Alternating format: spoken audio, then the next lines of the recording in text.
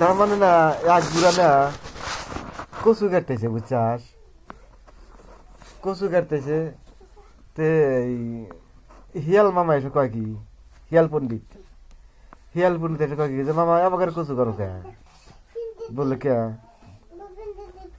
বললে কচু কাটবা না হেদ্দ কইরা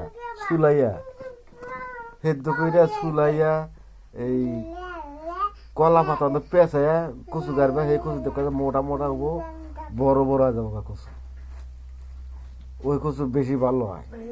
তুমি আমার খেতে যাবে তার কচু হবো না। তখন বুড়া মনে মনে চিন্তা করছে হাসাই তো এই হিয়াল পণ্ডিত তো হাসা কথাই কইছি। তখন তো ওই বুড়া করছে কি ওই কচু না হেদ্দ করছে, হেদ্দ কইরা তা বাদে কলা পাতা পেঁচা কচু কাটছে। শালার হিয়াল আইতে করছে কি কচু যেটা আছে ব্যাগটি তুলে খাওয়া হালাইছে, না।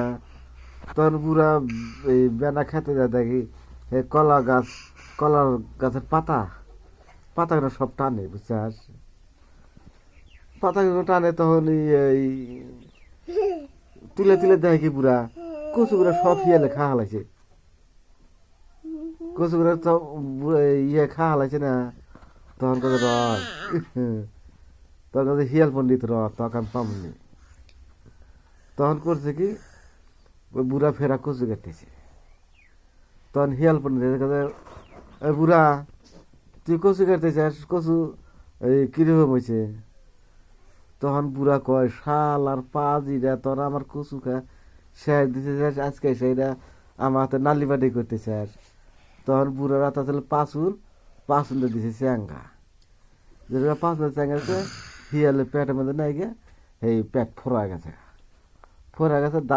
দাপরে আর কয়েছে শালা বুড়া তোর কচু খাইলাম ঠিকই, কিন্তু কচু হজম করে খাইলাম না, হ্যাঁ আমার জীবনটা তুই শেষ করে দিলি।